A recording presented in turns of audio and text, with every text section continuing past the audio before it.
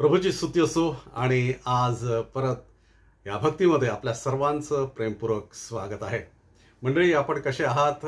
मला पूर्ण आशा आहे की आपण सर्वजण बरे आहात। परमेश्वर आपल्याला सहाय्य करत आहे, त्याची दया त्याची कृपा पुरवत आहे आणि विशेष करून आपल्या जीवनामध्ये, या जीवनातील मार्गामध्ये पुढे जाण्यासाठी तो आपलं मार्गदर्शन करत आहे। आज परमेश्वराने परत एक संधी आपल्याला दिली त्याच्या भक्तीची, म्हणून आपल्या सर्वांच्या मनामध्ये त्याचे आभार आहे, त्याची स्तुती आहे। आजची भक्ती परत परमेश्वराच्या जवळ आपल्या सर्वांच्यासाठी जो आशीर्वाद आहे त्याने आपल्याला भरावं, म्हणून आपण त्याचं सहाय्य घेऊया। आणि ही भक्ती आणि आपण सर्वजण ज्या ज्या ठिकाणावरून आपण या भक्तीमध्ये जोडल्या गेलेले आहात त्या त्या ठिकाणावरून परमेश्वराच्या हातामध्ये आपण समर्पित होऊया। आपण प्रार्थना करू। जिवंत प्रभू परमेश्वरा, आम्ही खूप तुझे आभार मानतो, कारण आमच्या जीवनामध्ये परत एक तुझी भक्ती करण्याची ही संधी दिलीस। हो देवा, आम्हास ठाऊक आहे, कारण देवा केवळ तुझ्या दयेने आणि कृपेने आम्हाला हा दिवस तू दिलेला आहेस, दाखवलेला आहेस देवा, आणि परत या भक्तीमध्ये येण्याचीही आणि जोडण्याचीही संधी तू आम्हाला दिलीस देवा। आज आमची प्रार्थना आहे देवा, तुझी भक्ती आमच्यासाठी आशीर्वादाचं कारण आहे, आशीर्वादाचं माध्यम आहे, आणि म्हणून देवा आज आम्ही आमचं अंतःकरण तुझ्यासाठी उघडं करतो आणि हीच प्रार्थना करतो देवा की आजच्या भक्तीने आम्हा सर्वांना तुझ्या आशीर्वादाने भर, तुझं आरोग्य आम्हाला तू दे, तुझ्या शक्तीने सामर्थ्याने तू आम्हास भर प्रभू। आणि हो दे देवाची भक्ती आमच्या जीवनामध्ये, आमच्या आध्यात्मिक जीवनामध्ये एक पाऊल पुढे घेऊन जाणारे अशी आम्हा सर्वांसाठी होऊ दे। परत देवा सर्व मान महिमाने गौरव तुला देऊन ही प्रार्थना प्रभू येशू ख्रिस्त याच्या नावाने केली, म्हणून तो ऐक, आमेन। मंडळी, चला तर आपण आजच्या भक्तीला सुरुवात करूया। आणि नेहमीप्रमाणे आपण सुरुवातीला एक स्तोत्र वाचन करत असतो। स्तोत्र 147 आपण यावेळेस आपल्या समोर ठेवणार आहोत। आणि आज जे वचन आपण ऐकणार आहोत आपले ज्येष्ठ पाळसाहेब यांच्याकडून, आणि आपण रुथ हिच्या जीवनावर सध्या वचन ऐकत आहोत आणि त्या विषयाशी निगडीत की परमेश्वर आम्हाला कसं आशीर्वादित करतो, आमच्या सर्व अडचणीमध्ये, आमच्या समस्यामध्ये आम्हाला तो सहाय्य करता कसा होतो। 147 स्तोत्र आपल्या समोर आपण ठेवूया।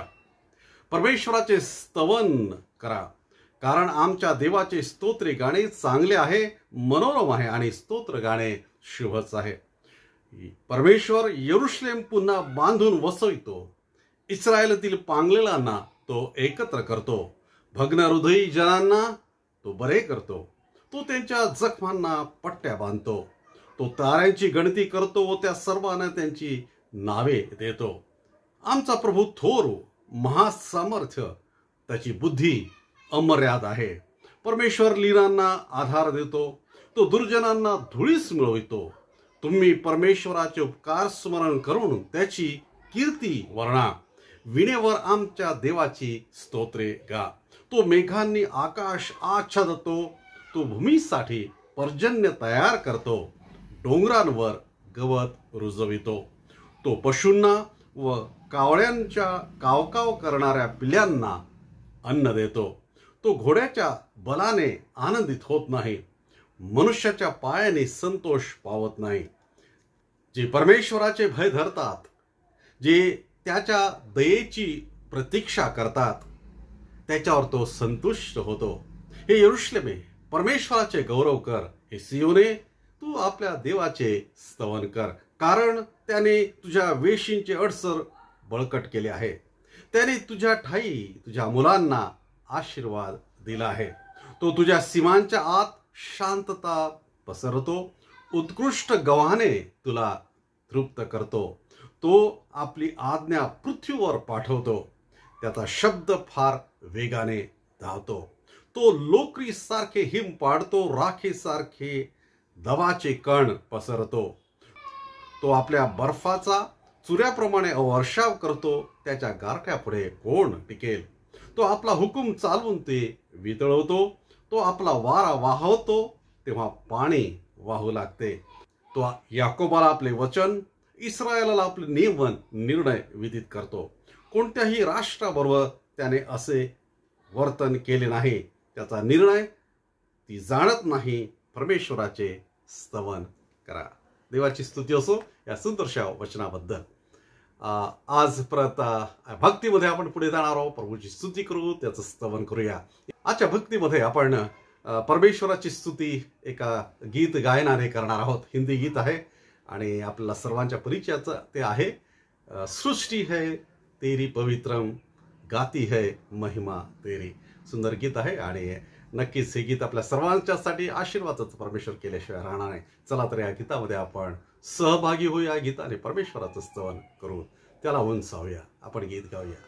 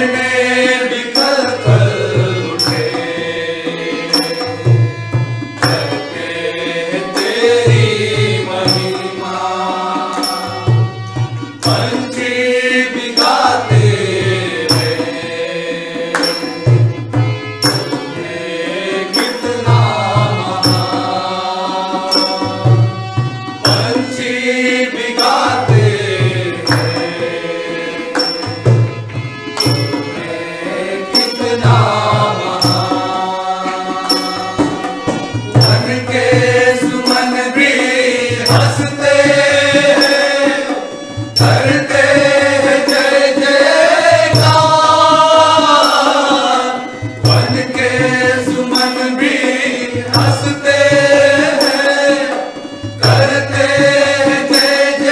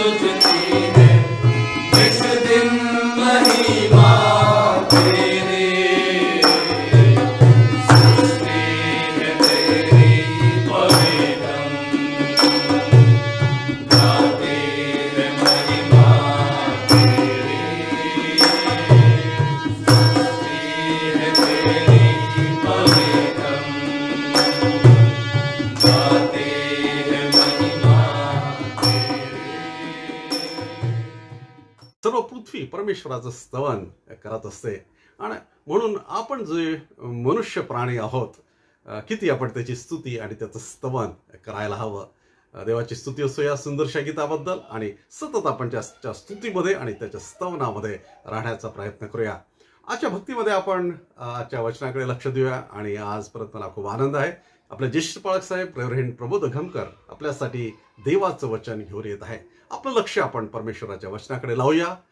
नक्कीच ही वचनं आपल्यासाठी आज परत परमेश्वर आशीर्वादाचं करणार आहे असा माझा विश्वास आहे. चला आपले कान परमेश्वराच्या वचनाकडे यावेळेस आपण लावूया. शालोम. देवाची शांती आपणा सर्वाबरोबर असो. ह्या दिवसामध्ये आपण रूथ हिच्या जीवनाच्या संदर्भामध्ये अभ्यास करत आहोत. आणि इतकंच केवळ नव्हे, परंतु फार सुंदर असे धडे आपल्याला तिच्या जीवनामधून शिकायला मिळत आहेत. आता मात्र एक अत्यंत महत्त्वाची गोष्ट तिच्या जीवनामध्ये आलेली आहे, आणि ती म्हणजे तिचं लग्न.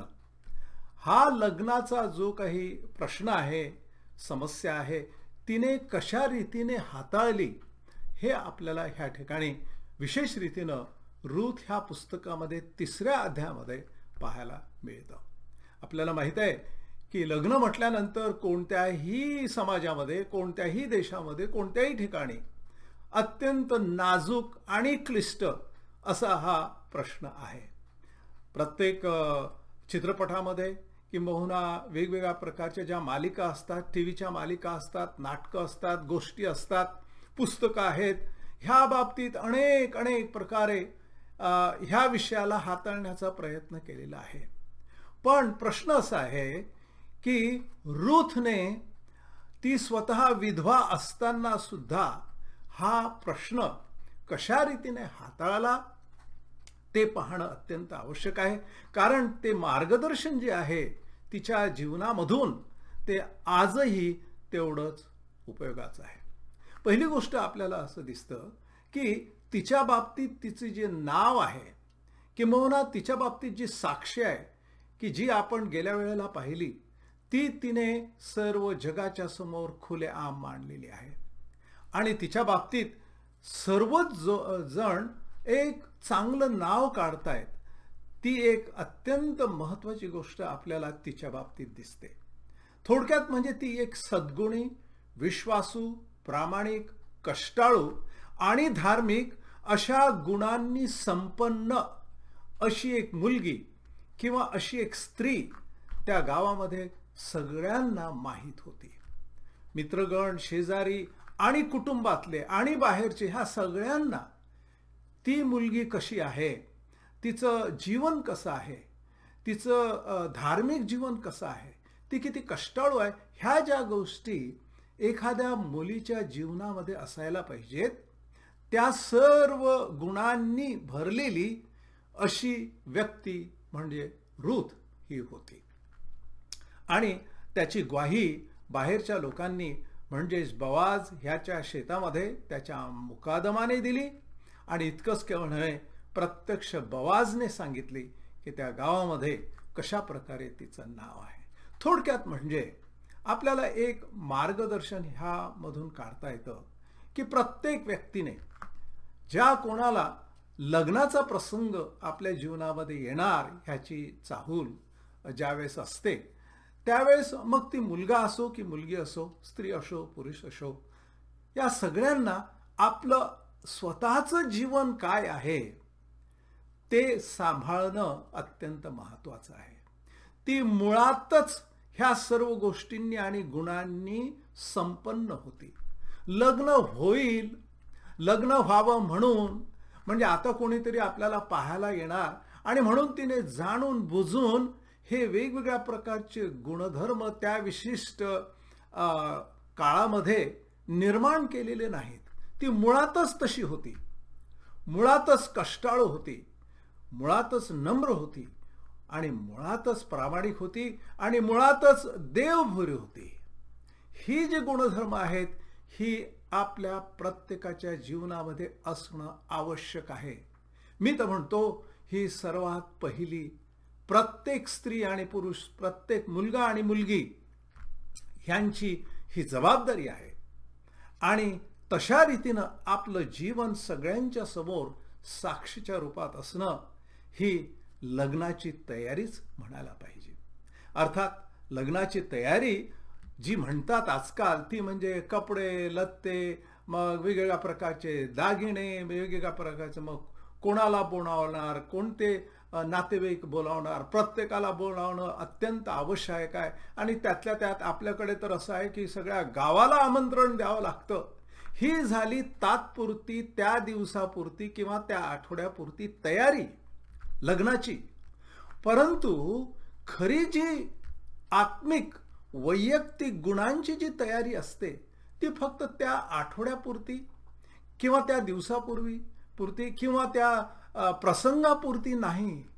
ही पूर्ण जीवनाची तयारी, ह्या गुणधर्मांनी भरलेलं जीवन म्हणजेच आपण आपल्या जीवनासाठी तयारी करत असतो.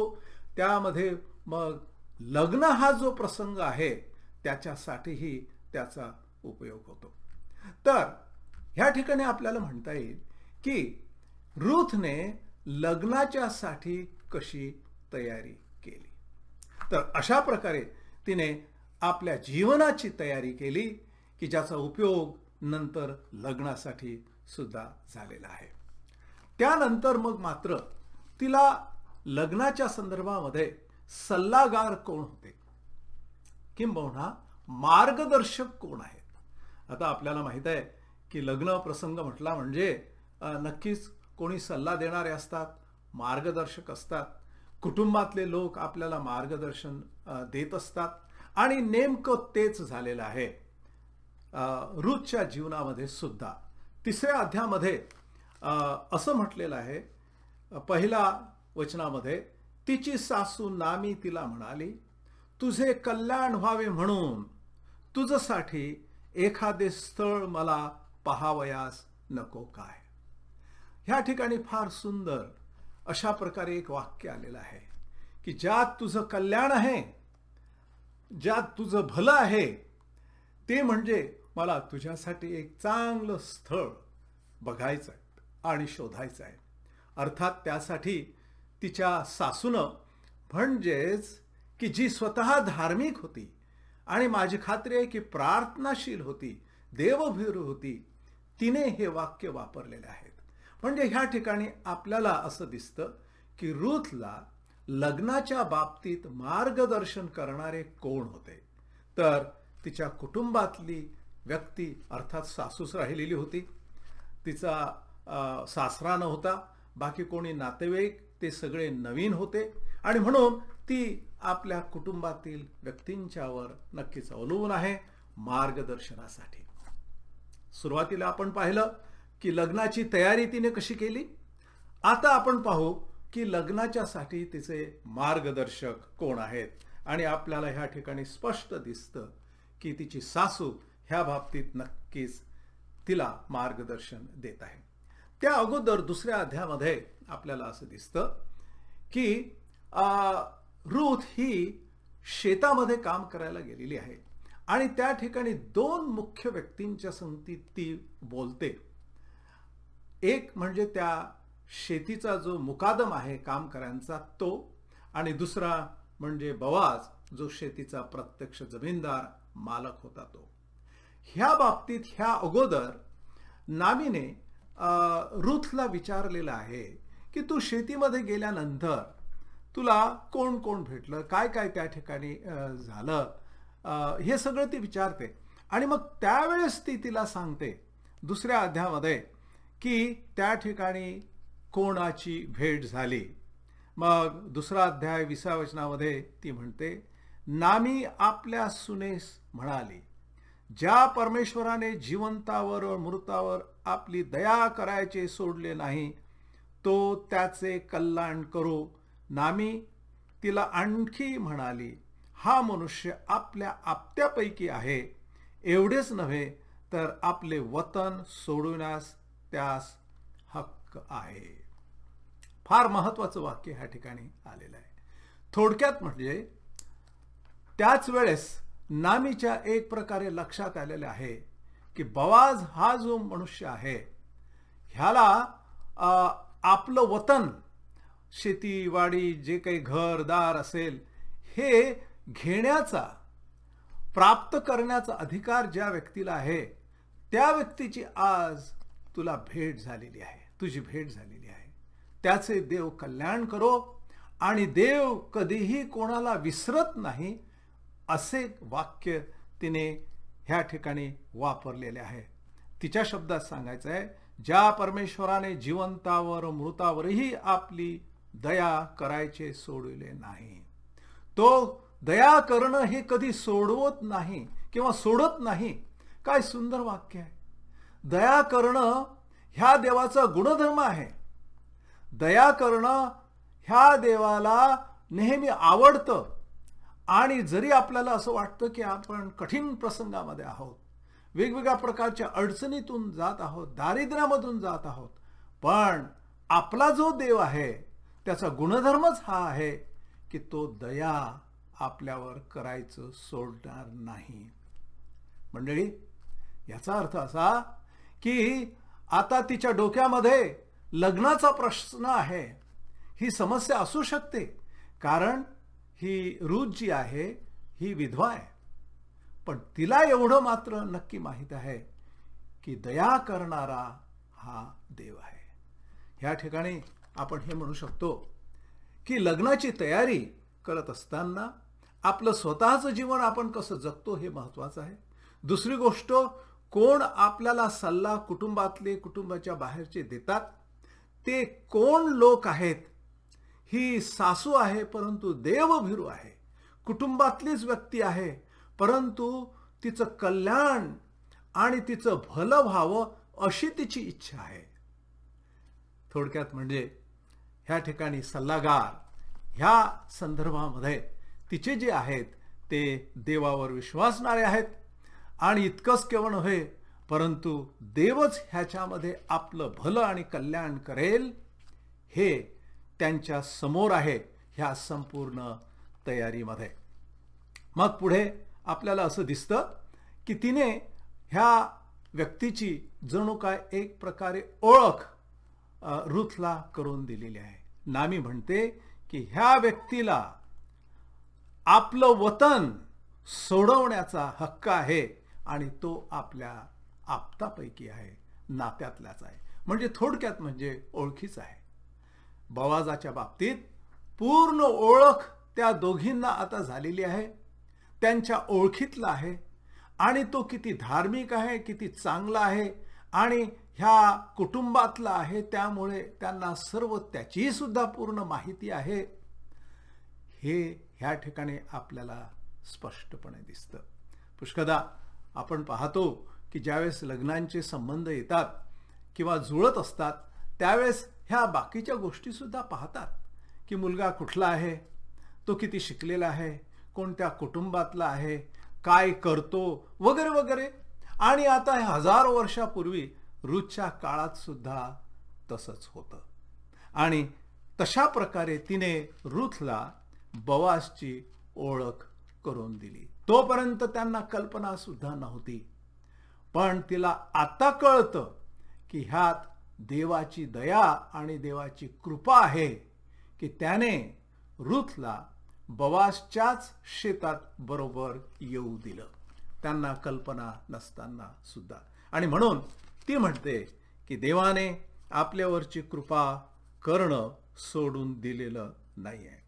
आता आपल्याला असं दिसतं पुढे अजून एक सल्ला नामीने दिला की कशा प्रकारे आता पुन्हा एकदा ती बोआजच्या शेतात ज्यावेळेस जाईल त्यावेळेस कशा प्रकारे त्याच्या संगती वागणूक करावी, काय बोलावं, काय बोलू नये, कशा प्रकारे त्या ठिकाणी वागणूक असावी ह्या बाबतीत तिने मार्गदर्शन दिलेलं आहे.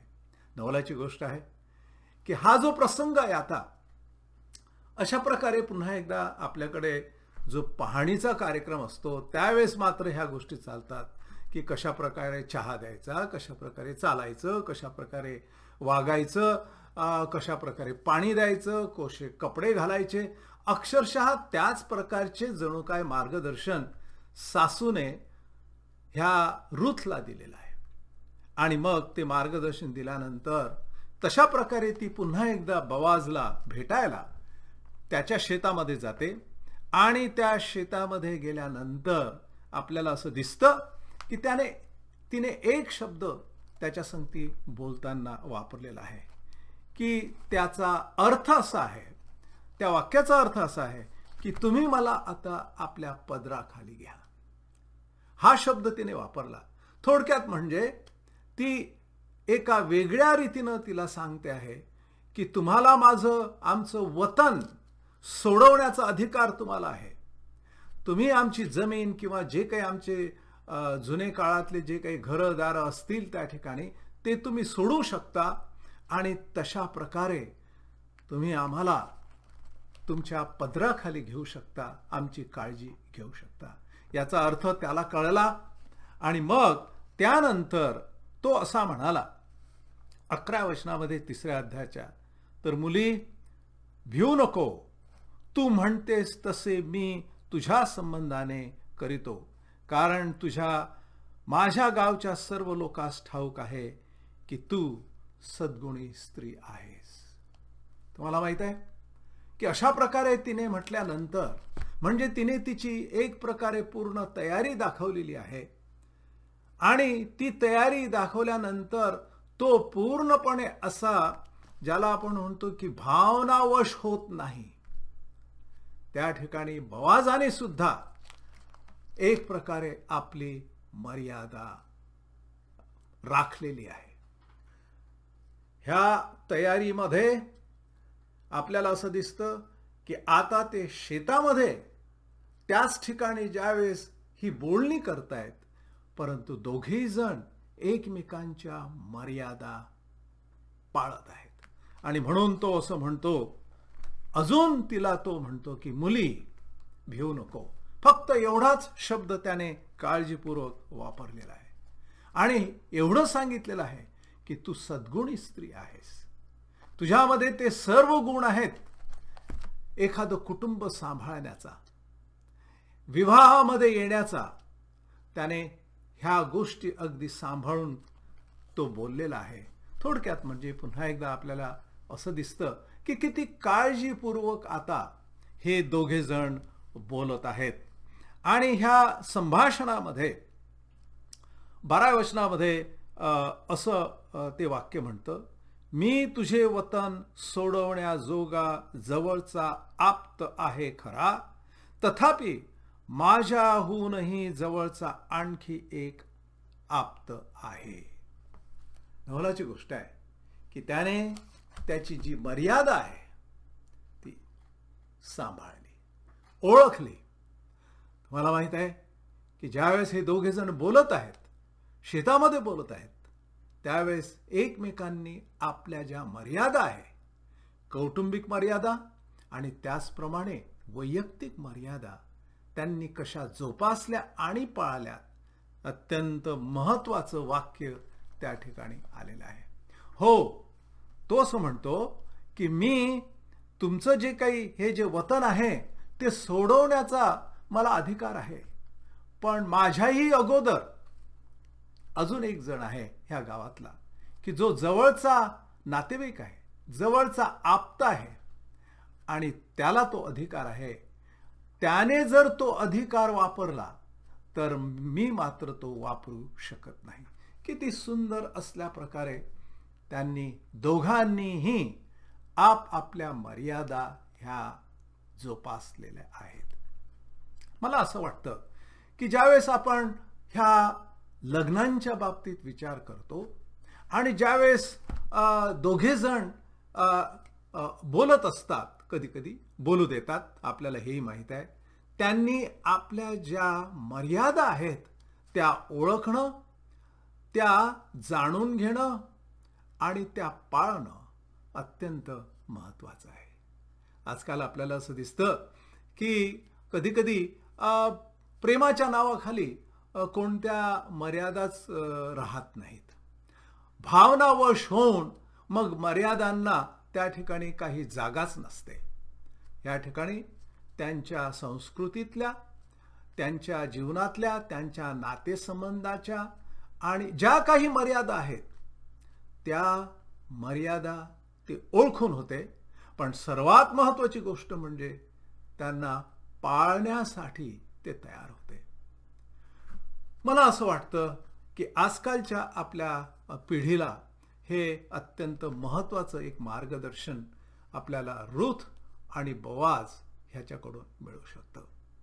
आपल्याला सर्वात मोठ्या मार्गदर्शनपर मर्यादा कुठून मिळतात, तर आपल्याला पवित्र शास्त्र बायबलमधून मिळतात.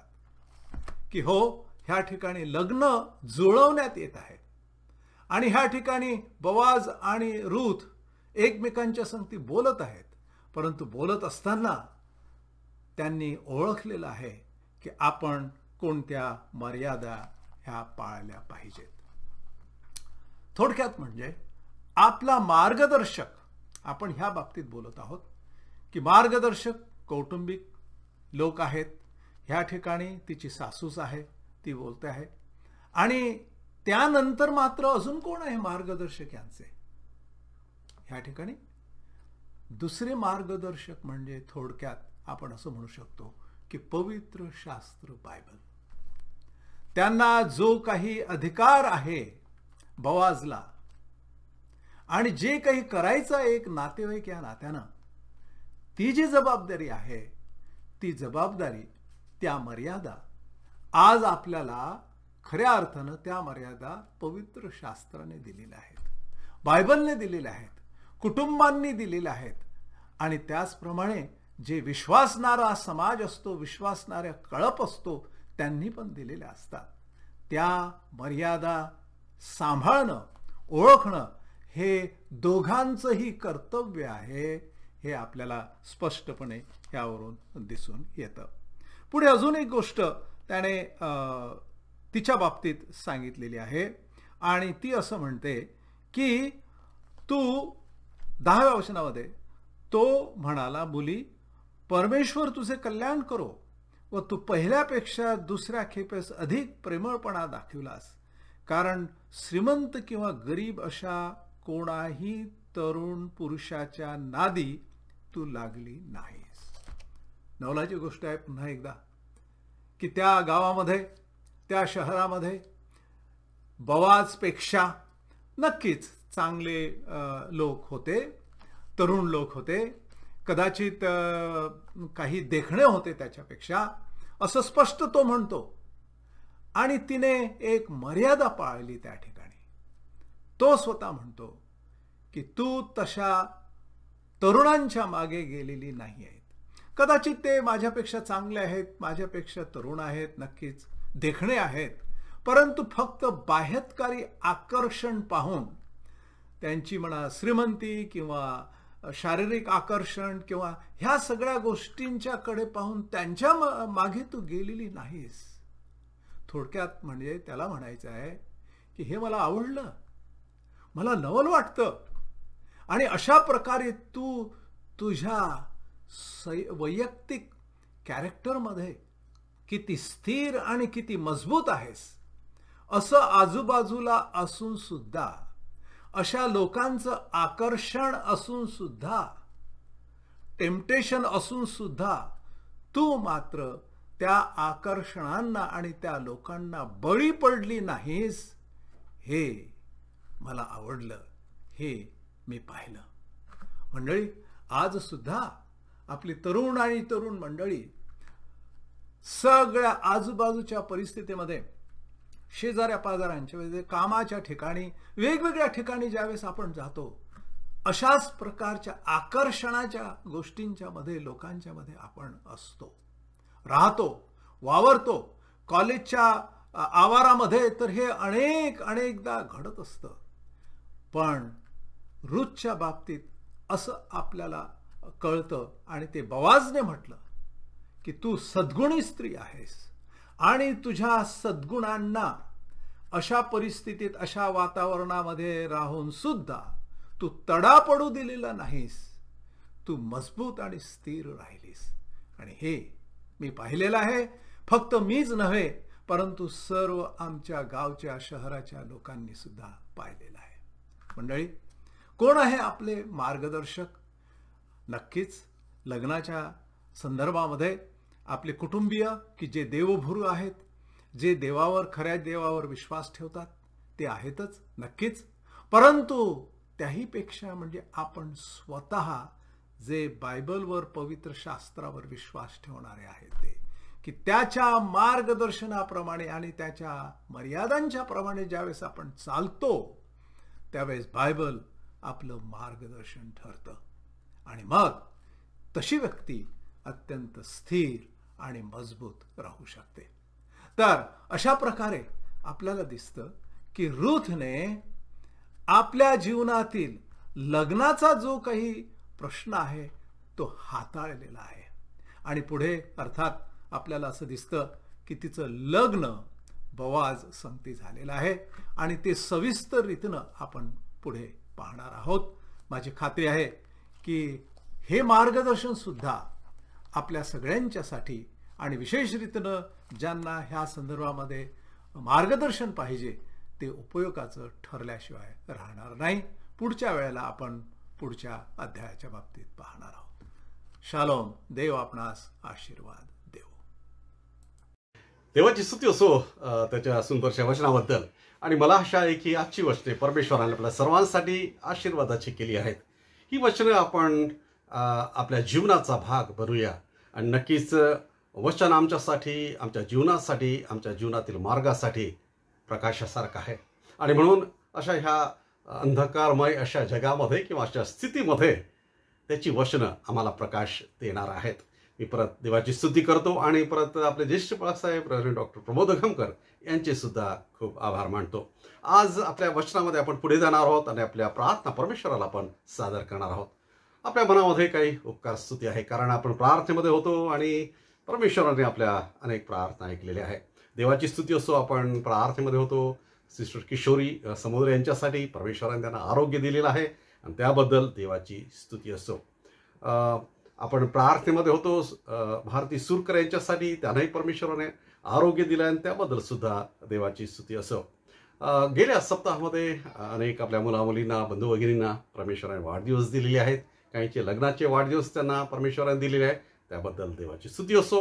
आणि सर्व प्रकारचा आशीर्वाद आणि परमेश्वराचं सहाय्य या येणाऱ्या नवीन वर्षात त्यांच्यासाठी आपण वागणार आहोत. परत आपण 2 लेकरांसाठी प्रार्थनेमध्ये होतो, अरोन आणि अलेक्स यांच्यासाठी, आणि परमेश्वराने त्यांना आरोग्य दिले आहे, त्याबद्दल सुद्धा देवाची स्तुती असो. काही प्रार्थना विनंत्या आज आपल्या समोर आहे आणि विशेष करून काही आरोग्यासाठी आपण प्रार्थना करणार आहोत. त्यामध्ये समुद्र आंटी यांना आरोग्याची गरज आहे, त्यासाठी आपण प्रार्थना करूया. अंकुश भट या मुलासाठी आपण प्रार्थनेमध्ये होतो. ICU मध्ये आहे, एक क्रिटिकल ऑपरेशन त्याचं झालंय आणि आज त्याच्यासाठी सुद्धा आपण विशेष प्रार्थना करणार आहोत. नेहा वसावे यांच्या आईंच्यासाठी सुद्धा आरोग्याची गरज आहे. त्याचप्रमाणे डॅनियल भाई आहे, त्यांना आरोग्याची गरज आहे. मुर्तुजा आई यांच्यासाठी सुद्धा आरोग्याची गरज आहे आणि त्यांच्यासाठी आपण प्रार्थना करू. विवेक सरांसाठी सुद्धा आपण प्रार्थना करूया. त्यांच्या येणाऱ्या दिवसामध्ये अपॉइंटमेंट आहे आणि परमेश्वराने त्यांना सहाय्य करावं आणि पूर्ण आरोग्य द्यावं आणि त्यासाठी प्रार्थना करू. मोठ्या पालखीनवाई यांच्या आईच्यासाठी आपण प्रार्थनेमध्ये राहूया आणि त्यांनाही आज आरोग्याची गरज आहे आणि परमेश्वराकडून आरोग्य त्यांच्यासाठी आज आपण मागणार आहोत. काही परिवार आहे त्यांच्यासाठी आपण प्रार्थनेमध्ये आहोत, कारण त्यांना सहाय्याची गरज आहे. निकाळजे परिवार आहे, चव्हाण परिवार आहे, त्याचप्रमाणे गुप्ता परिवार, मनाली आणि तिचा परिवार यांच्यासाठी आपण प्रार्थनेमध्ये आहोत आणि त्यांच्यासाठी आज परत आपण आठवण करणार आहोत. आपल्या तरुण मुलांमुलींच्यासाठी आपण प्रार्थनेमध्ये आहोत. ॲडमिशनच्या प्रोसेस चालू आहे, अनेक कोर्सेससाठी परमेश्वराने त्यांचा मार्ग मोकळा करावा. त्यांच्या शिक्षणामध्ये परमेश्वराने त्यांना आशीर्वादित करत, त्यांच्या पुढच्या जीवनामध्ये त्यांच्या रोजगाराच्या गरजा आहेत, त्यांच्या अनेक कौटुंबिक गरजा आहेत, जीवनामधील अनेक त्यांच्या आवश्यकता आहेत. आपल्या तरुण लेकरांच्यासाठी आपण विशेष प्रार्थना करूया. त्याचप्रमाणे त्यांच्या विशेष करून प्लेसमेंटसाठी आणि परमेश्वराने अद्भुत दरवाजे त्यांच्यासाठी उघडावे, त्यासाठी आपण विशेष करून प्रार्थना आम्ही करणार आहोत. आपण नेहमीप्रमाणे आपल्या देशासाठी प्रार्थना करूया, आपल्या देश बांधवांसाठी प्रार्थना करूया. जी कोविडची स्थिती आपल्या देशामध्ये आहे आणि परमेश्वराने ती अशीच नियंत्रणामध्ये ठेवावी, आमच्या देशाला सुरक्षित ठेवावं. आपले सर्व जे आरोग्य कर्मचारी आहेत आणि अत्यावश्यक सेवेमधील आपले बंधू भगिनी त्यांच्यासाठी सुद्धा आपण देवाचं संरक्षण आपण सर्वजण मागणार आहोत. चला तर यावेळेस आपण ज्या ज्या ठिकाणी आहोत त्या त्या ठिकाणी परमेश्वराच्या चरणी लीन नम्र होऊया.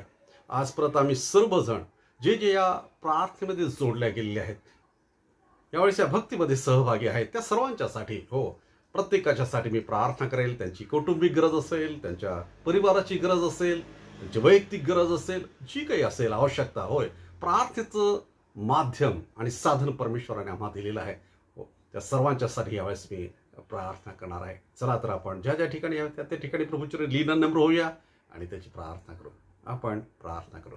जिवंत प्रभू परमेश्वरा, मी सर्वप्रथम खूप तुझे आभार मानतो देवा की ही प्रार्थनेचं माध्यम तू आम्हाला दिलं. आणि देवा, जेव्हा जेव्हा मी तुझ्या चरणी ह्या प्रार्थना घेऊन येतो प्रभू देवा, हो देवा, तू ऐकणारा परमेश्वर आहे, तुला कान आहे, तू समजणारा परमेश्वर आहे देवा, तुला मन आहे, तुला पित्याचं मन आहे देवा. आणि तुझे लेकरं जेव्हा तुला मागतात प्रभू तेव्हा त्यांना तू पुरवणारा परमेश्वर आहे. कारण तुझं वचन आम्हाला हे स्पष्ट शिकवतं आणि सांगतं. त्याच विश्वासाने, त्याच नात्याने, त्याच आत्म्याने देवा या प्रार्थना आज आम्ही सादर करत आहोत. तुझी स्तुती करतो देवा, कारण गेल्या दिवसामध्ये आम्ही प्रार्थनेमध्ये होतो आणि तू आरोग्य दिलेलं आहे. सिस्टर किशोरी यांना तू आरोग्य दिलं आहे. त्याचप्रमाणे भारती सुरकर हिला तू आशीर्वादित केलेला आहे आणि आरोग्य दिलं आहे. त्याबद्दल आम्ही खूप तुझे आभार मानतो देवा. त्याचप्रमाणे देवा, दोन छोटी लेकरं अरुण आणि अलेक्स यांना सुद्धा तू आशीर्वादित केलं आणि आरोग्य दिलं, त्याबद्दल आम्ही तुझे आभार मानतो. आम्ही तुझे आभार मानतो, तुझी स्तुती करतो देवा. कारण जेव्हा मंडळीमध्ये आणि त्याचप्रमाणे या भक्तीमध्ये नियमित जे जोडल्या जातात त्यांना तू अनेकांना वाढदिवस दिलेले आहेत, लग्नाचे वाढदिवस दिलेले आहेत प्रभू देवा. प्रभू, आम्ही त्यांच्यासाठी तुझी स्तुती करतो आणि प्रभू देवा त्यांना तुझ्या हातात समर्पित करतो. येणारं वर्ष त्यांच्यासाठी सुखाचं, समाधानाचं, आनंदाचं आणि आरोग्याचं जावो, ही प्रार्थना तुझ्या चरणी आज आम्ही त्यांच्यासाठी करत आहोत. प्रभू, आज आम्ही परत विश्वासाने सर्व मिळून काही गरजा आणि विनंत्या तुला सादर करत आहोत. हो देवा, आम्हाला आमच्या बंधू भगिनी अनेकांना आज आरोग्याची गरज आहे, कृपा करून. प्रभू देवा, आम्ही अंकुश भट या मुलासाठी प्रार्थना करतो, कारण देवा आज त्याला तुझ्या स्पर्शाची गरज आहे, अद्भुत आरोग्याची गरज आहे. कृपा करून त्याला तू आरोग्य दे. मी प्रार्थना करतो देवा समुद्र आंटी यांच्यासाठी, त्यांना आज आरोग्याची गरज आहे. कृपा करून देवा तुझा स्पर्श त्यांना तू कर, त्यांना तू आरोग्य दे. नेहा वसावे यांच्या आईच्यासाठी देवा आमची प्रार्थना आहे, त्यांना आज आरोग्याची गरज आहे. कृपा करून आरोग्य दे. त्याचप्रमाणे डॅनियल भाई आहे, त्यांना आरोग्याची गरज आहे. प्रभू, आज विशेष आम्ही प्रार्थना करतो मृत्यूदेवा यांच्या आईंच्यासाठी, त्यांनाही कृपा करून तुझं आरोग्याने अद्भुत आरोग्य तू पुरव. आमची प्रार्थना आहे प्रभू देवा आज विवेक सर यांच्यासाठी, त्यांना कृपा करून येतपर्यंत तू सहाय्य केलेलं आहे देवा. येणारे दिवस त्यांच्यासाठी विशेष करून आम्ही तुझं सहाय्य, तुझं आरोग्य आज मागत आहोत. प्रभू, आज आम्ही विशेष करून प्रार्थना करतो आमच्या वयोवृद्ध माता, मोठ्या पाळकीनबाई यांच्या मातोश्री, त्यांच्यासाठी. हो देवा, ह्या वयामध्ये त्यांना आरोग्याची गरज आहे आणि विशेष करून तुझं आरोग्य प्रभू त्यांना तू पुरव, तुझा स्पर्श त्यांना तू कर, अशी नम्र प्रार्थना आज आम्ही करत आहोत. प्रभू, आमच्या परिवारांच्यासाठी आमच्या प्रार्थना आहे, कारण तुझ्या सहाय्याची गरज आहे. अनेक परिवार देवा आर्थिक विवंचनेमध्ये आहेत, अनेक परिवारांचा रोजगार गेलेला आहे, अनेक गरजा, कौटुंबिक गरजा आहेत, लेकराच्या गरजा आहेत, भविष्याच्या गरजा आहेत. प्रभू, आज काही अनेक समस्या आमच्या परिवारामध्ये निर्माण झालेल्या आहेत, तुझ्या सहाय्याची गरज आहे. आम्ही प्रार्थना करतो देवा निकालजी परिवार, त्याचप्रमाणे आम्ही प्रार्थना करतो चव्हाण परिवार, मनाले यांचा परिवार. हो प्रभू देवा, त्यांचा सहाय्य करता तू हो, अशी प्रार्थनाच आम्ही करतो. प्रभू, आज आम्ही आमच्या सर्व तरुण मुलींसाठी प्रार्थना करतो. अनेक लोक मुलांना आणि मुलींना प्रभू देवा जॉबची गरज आहे. तेव्हा कृपा करून अद्भुत असे दरवाजे तुझ्या हाताने त्यांच्यासाठी तू उघड, त्यांच्या जीवनामध्ये त्यांना तू स्थिर कर. प्रभू देवा, त्यांच्या जीवनामध्ये त्यांचा मार्गदर्शक हो, अशी प्रार्थना आज आम्ही आमच्या तरुण लेकरांच्यासाठी करतो. ॲडमिशन प्रोसेस अनेक चालू आहे प्रभू देवा, आमच्या विद्यार्थ्यांच्यासाठी तू त्यांचा प्रभू देवा दरवाजे मोकळे कर, शैक्षणिक आशीर्वाद त्यांना प्रभू देवा तू दे आणि त्यांच्या जीवनामध्ये देवा शिक्षणामध्ये त्यांना तू अधिक पुढे घेऊन जा. अनेक कॉम्पिटिटिव्ह एक्झामची तयारीमध्ये आहेत, येणाऱ्या दिवसामध्ये देणार आहे, तू त्यांचा मार्गदर्शक हो. प्रभू, आज आम्ही प्रार्थना करतो जे जे आज या भक्तीमध्ये यावेळेस जोडल्या गेलेले आहेत, प्रत्येकाची गरज आज या प्रार्थनेने तुझ्या समोर आणतो देवा. अनेक परिवार आहे, त्यांच्या परिवाराच्या गरजा आहेत, लेकरांच्या समस्या आहेत प्रभू देवा, आर्थिक गरज असेल, आरोग्यविषयीची गरज असेल, मी प्रार्थना करतो प्रभू येशू ख्रिस्ताच्या नावाने यावेळेस प्रभू देवा तू कृपा करून आमच्या सर्वांच्या साठी देवा विशेष करून येणारे दिवस तुझ्या सहाय्याचे असे आम्हाला अनुभवायला येऊ दे. आज जे या प्रार्थनेमध्ये सहभागी झालेले आहेत देवा, त्याच्यासाठी विशेष तुझा आशीर्वाद आज मी या प्रार्थनेच्याद्वारे मागत आहे. प्रभू, आज आम्ही आमच्या देशासाठी प्रार्थना करतो, आमच्या देश बांधवांसाठी प्रार्थना करतो. देवा, कोविडची स्थिती कृपा करून देवा येणाऱ्या दिवसामध्ये तू नियंत्रित ठेव. नव्हे देवा, ह्या महामारीपासून देवा आमच्या देशाचा तू बचाव कर. आमचे अनेक बंधू आणि भगिनी प्रभू देवा आरोग्य सेवेमध्ये आहेत, अत्यावश्यक सेवेमध्ये काम करत आहेत. तुझं संरक्षण त्यांना तू दे प्रभू देवा. त्यांच्या परिवाराच्यासाठी तुझं आरोग्य लाभू दे. आणि आमची प्रार्थना आहे आमच्या देशाला देवा येणारे दिवस तुझ्या साह्याचे असे लाभू दे. परत देवा खूप तुझे आभार मानतो, कारण प्रत्येक वेळेस प्रत्येक भक्तीमध्ये आमचं सहाय्य करता तू झालेला आहे. तुझ्या वचनाच्या द्वारे, गीताच्या द्वारे आणि प्रार्थनेच्या द्वारे तू आम्हाला आशीर्वादित केलेला आहे. येणारा आठवडा सुद्धा आम्हा सर्वांच्यासाठी आशीर्वादाचा हो दे. ही प्रार्थना प्रभू येशू ख्रिस्त याच्या नावाने केली म्हणून तू ऐक देवा. आमेन. प्रभू ऋषिकुलील प्रार्थना यावेळेस आपण म्हणणार आहोत. हे आमच्या स्वर्गातील बापा, तुझे नाव पवित्र मानले जाओ, तुझे राज्य येऊ, तसे स्वर्गात तसे पृथ्वीवरही तुझ्या इच्छेप्रमाणे हो. आमची रोजची भाकर आज आम्हास दे, आणि जसे आम्ही आमच्याकडे ऋण सोडले आहे तसेच तू आमच्याकडे आम्हास सोड. आणि आम्हास परीक्षेत नकोस, तर आम्हाला सर्व वाईटापासून सोडू, कारण की राज्य, सामर्थ्य आणि गौरव ही सर्व काळ तुझीच आहे. आमेन. आता देवाची प्रीती, प्रभू येशू ख्रिस्ताची कृपा आणि पवित्र आत्म्याची सहभागिता आम्हा सर्वांबरोबर प्रभू येशू ख्रिस्त पुनरुपी येईपर्यंत आणि सदा सर्व काळ असो. आमेन. मंडळी, परत आपल्या सर्वांचे खूप आभार मानतो, आणि परत याच माध्यमातून याच वेळेला आपण पुढच्या रविवारी सुद्धा भेटणार आहोत. पण तोपर्यंत नक्कीच आपण एकमेकांसाठी प्रार्थनेमध्ये राहूया. आपले काही प्रार्थनेचे विषय असतील तर जरूर आम्हाला कळवा, कारण दर शुक्रवारी किंवा गुरुवारी झूम मीटवर आम्ही प्रार्थनेमध्ये असतो आणि त्यामध्ये त्या सर्व विषयांसाठी आम्ही प्रार्थना करत असतो. तोपर्यंत आपण सर्वजण आपल्या परिवाराची काळजी घ्या, आपल्या स्वतःची काळजी घ्या, आणि परत पुढच्या रविवारी आपण भेटूया. तो परमेश्वर आपल्याला सर्वांना आशीर्वादित करो आणि त्याची शांती तुम्हाला देव. शालोम.